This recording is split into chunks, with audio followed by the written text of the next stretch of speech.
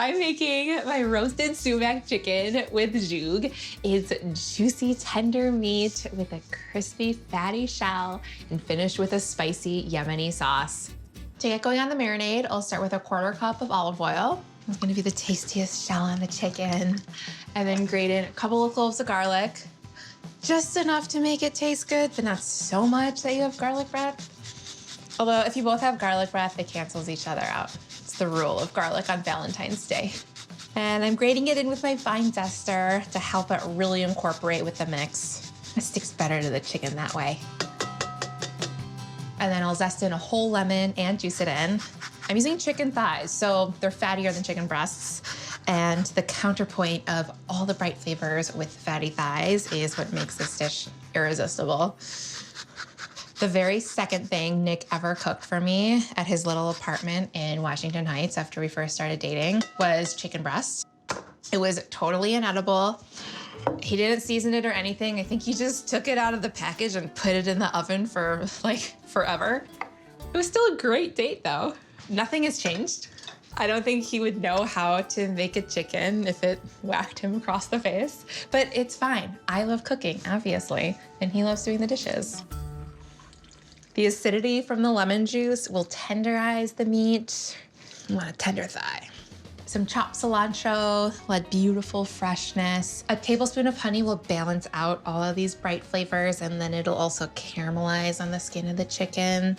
Oh, chicken skin is the best. And then a tablespoon of sumac, which is one of my favorite spices. It has kind of a vinegary vibe. It's also a pretty red, and it's Valentine's Day. It all makes sense. A teaspoon of smoked paprika, a teaspoon of cumin. Cumin and sumac are really lovely together. 2 teaspoons of kosher salt, and then half a teaspoon of freshly cracked pepper. Just whisk this all together. The flavors here are inspired by Middle Eastern cuisine. There are a bunch of ingredients that I keep on hand at all times, and these flavors go so well with the herby zhug that I'll be topping it with. So between the sumac and the olive oil and the cumin, these flavors live in the same world as zhug. And then get my chicken thighs in here. They're bone-in, skin on. I'm gonna rub this marinade all over so that the flavors can make full contact with the meat. And then I'll let it marinate in the fridge for 2 hours, bring it to room temperature, and then roast at 425 degrees for 30 minutes until the skin is so crispy. And in that time, I'll make my zhug.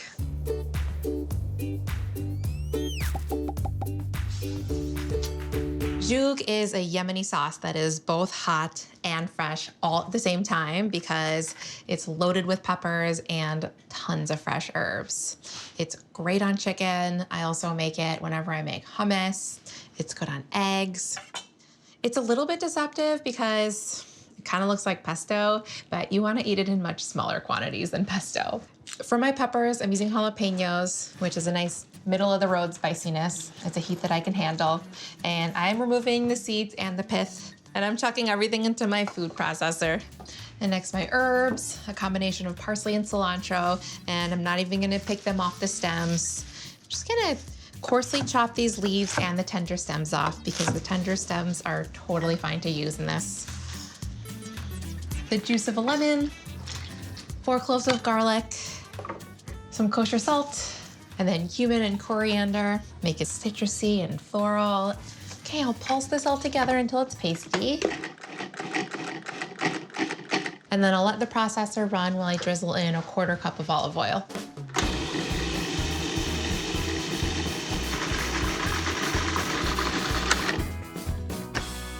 Oh, yum. There's so much flavor in this sauce. I'll pour it into a serving bowl. Oh, I'm smelling that chicken, so let me check on that. Ooh. Oh man, that is some good looking chicken skin. True love is Nick not caring if I peel all of the skin off of one of these. All right, you can hear how crispy it is.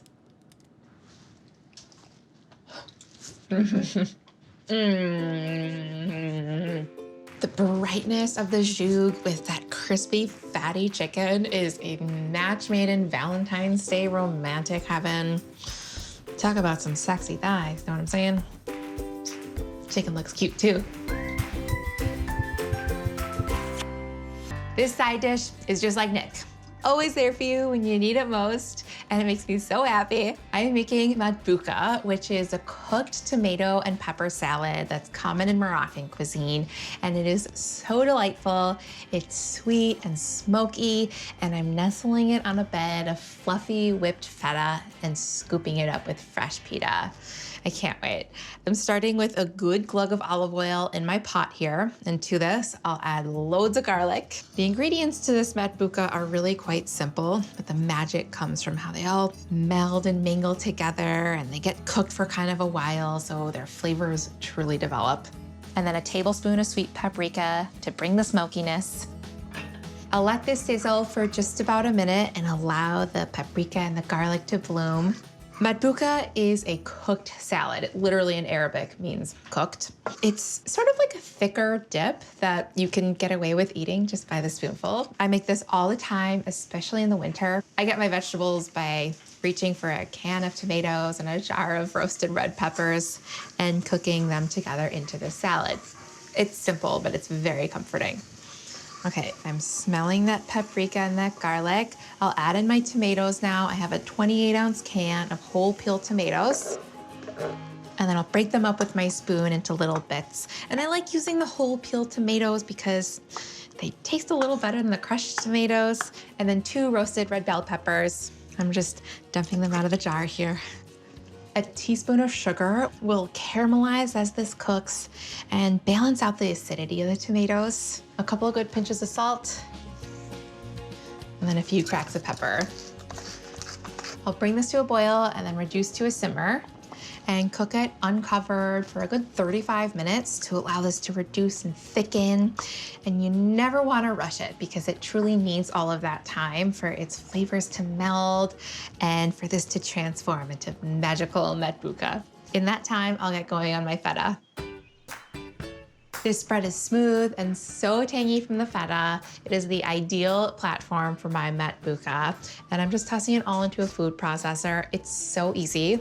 I love the way that feta, which is such a crumbly cheese, transforms into a fluffy cloud-like consistency in this. So this is 8 ounces of feta. It's briny, it's tangy, and it's so salty in the best way. 3/4 cup of whole milk Greek yogurt. I'll add that creamy element. And more tang. This is like tang on tang. I'll often add just a plop of yogurt to matbuka for that creamy element, but I'm going the extra mile and making it super special with the feta spread. Clove of garlic, and the zest of half a lemon. Lemon and feta, never been better. And then a drizzle of olive oil. That extra bit of richness goes a long way in this. I'm not adding salt because there is quite a bit of salt in feta. And I'll just whiz it up until it's creamy. Looks great. I'll plate it up. I've got my pita for dipping and some veggies and olives and then all the different snacks, and the girls can just go wild. This is like an ideal weeknight dinner for us. And I like to serve this in a shallow bowl and spread a thick layer of feta along the bottom. Okay. This is so flavorful. That's awesome. My matbuka has become super nice and thick. I'll spoon this right over the feta. When the feta and the matbuka mingle and mix together on your plate, it'll kind of become a pink color. This is perfect for Valentine's Day. A drizzle of olive oil will look really pretty and taste good. Oh yeah. Got some cilantro and parsley. I mean, this is just begging to be dunked with a pita. I'm gonna do like a half spoon, half dunking sitch.